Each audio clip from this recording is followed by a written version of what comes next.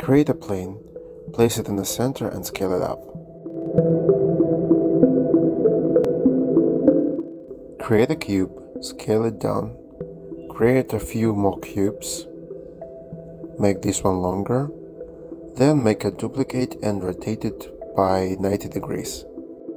Select these vertices and drag them down.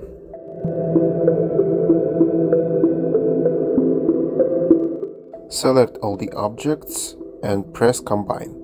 Then press D and move the pivot to the bottom.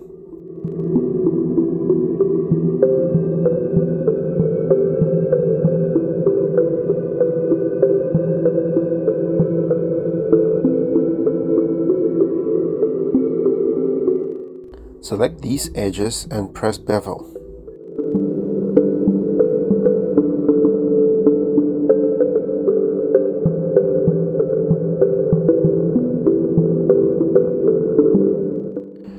Create one more cube, select these edges and press Bevel.